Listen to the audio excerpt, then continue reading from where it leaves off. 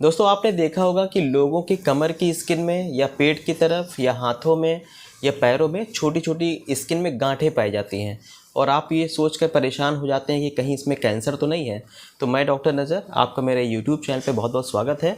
दोस्तों आज हम बात करने वाले हैं लाइपोमा के बारे में, चर्बी की गांठ के बारे में।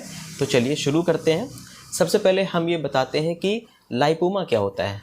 दोस्तों जब हमारे शरीर में फ़ैट बढ़ जाता है, कोलेस्ट्रॉल बढ़ जाता है और फैट सेल्स जब बढ़ जाती हैं तो ये जो फैट है ये हमारी स्किन के नीचे इकट्ठा होना शुरू हो जाता है।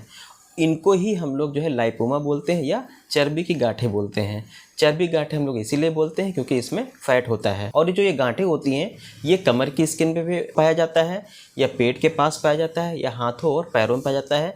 कभी कभी ये हमारे फोरहेड में भी पाया जाता है। आपका जो लाइपोमा है ये आपका छोटा भी हो सकता है और बड़ा भी हो सकता है और इनकी संख्या एक भी हो सकती है और कई भी हो सकती है। अब हम इसके कॉज के बारे में बात करते हैं कि ये लाइपोमा हमारे शरीर में हो कैसे जाता है। पहले तो कारण है जेनेटिक, मतलब कि अगर किसी की फैमिली हिस्ट्री में अगर लाइपोमा है तो उसको लाइपोमा हो सकता है। दूसरा एक कारण हो सकता है चोट लगने की वजह से हो सकता है। हालांकि मैंने अपने प्रैक्टिस में देखा नहीं है कि चोट लगने की वजह से आपको लाइपोमा हो सकता है। तीसरा जो सबसे बड़ा कारण है वो है मेटाबॉलिक, मतलब अगर आपके शरीर में फ़ैट बढ़ रहा है और कोलेस्ट्रॉल बढ़ रहा है और आप कोई फिज़िकल एक्टिविटीज़ नहीं करते हैं, कोई एक्सरसाइज नहीं करते हैं, तो आपको लाइपोमा होने के सबसे ज़्यादा चांस है। और ये जो लाइपोमा है जैसे कि मैंने पहले बताया है कि ये एक भी हो सकता है और कई सारे भी हो सकते हैं और शरीर के कहीं भी हिस्से में ये पाया जा सकता है। अब हम इसकी बात करते हैं इसके सिम्टम्स क्या हैं। सबसे बड़ा सिम्टम्स ये है कि इसमें कोई भी सिम्टम होता ही नहीं है। ना इसमें किसी तरीके का आपको पेन होता है, ना इसमें कभी कोई ब्लीडिंग होती है, ना कभी इसमें पानी का डिस्चार्ज होता है। ये जो है सॉफ्ट होती है। और इसकी सबसे बड़ी बात एक और है कि ये धीरे धीरे ग्रो करती है। कभी भी आपके साथ ऐसा नहीं होगा कि 8 या 10 दिन में कोई गांठ आपकी बन गई हो। इसको बनने में महीनों लग जाते हैं, किसी किसी को सालों भी लग जाते हैं। दोस्तों लाइपोमा की खास बात यह है कि लाइपोमा जो है मेल में ज़्यादा पाया जाता है और फीमेल में जो है ये कम पाया जाता है। अब हम बात करते हैं इसके डाइट और मैनेजमेंट की कि इसकी डाइट कैसे होनी चाहिए। जैसे कि आपको पता है कि जो लाइपोमा है वो फैट सेल का बना है या फैट का बना हुआ होता है।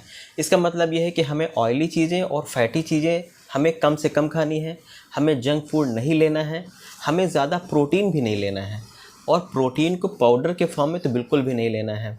आपको मैदे की बनी हुई चीज़ नहीं लेना है, मीट जो है नहीं खाना है या बिल्कुल कम कर देना है।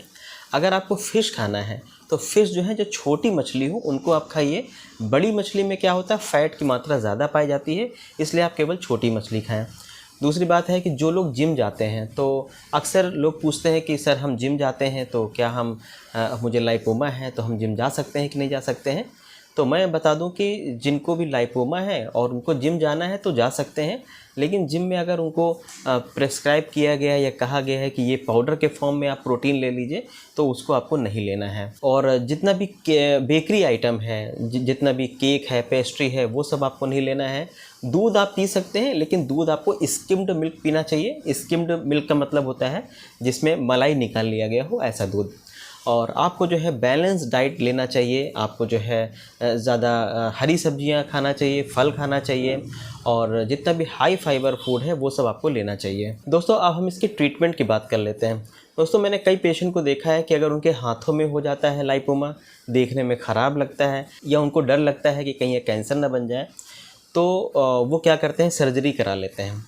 लेकिन सर्जरी कराने के बाद होता क्या है, फिर से इसके बनने के चांस सबसे ज़्यादा होते हैं और ये दोबारा फिर से हो जाता है।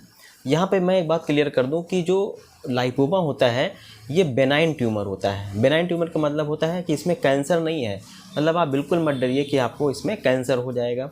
मेरी एक सलाह मैं लगभग हर पेशेंट को देता हूँ जो भी लाइपोमा का है कि अगर आपको 1-2 लाइपोमा है, छोटे हैं और उससे आपको कोई परेशानी तो खैर होती नहीं है, तो आप इसका इलाज कराने की बिल्कुल ज़रूरत नहीं है। आप केवल अपना डाइट मैनेजमेंट कर लीजिए, अपनी लाइफस्टाइल आप सुधार लीजिए, आपका लाइपोमा जो है अपने आप ही सही हो सकता है। दूसरा यह है कि अगर आपको लाइपोमा ज़्यादा बढ़ रहे हों और साइज़ में भी ज़्यादा बढ़ रहे हों तो आप इसका जो है होम्योपैथिक ट्रीटमेंट कराइए। होम्योपैथी से जो लाइपोमा है ये पूरी तरीके से ठीक हो जाता है। ये मेरा सजेशन रहेगा कि आप इसका जो इलाज कराएं वो होम्योपैथी से कराएं। उम्मीद करता हूँ कि मेरा ये वीडियो आपको समझ में आ गया होगा, और ये जिनको जिनको भी लाइपोमा है तो ये इम्पॉर्टेंट बहुत वीडियो है, उनको आप ज़रूर शेयर करें। Thank you.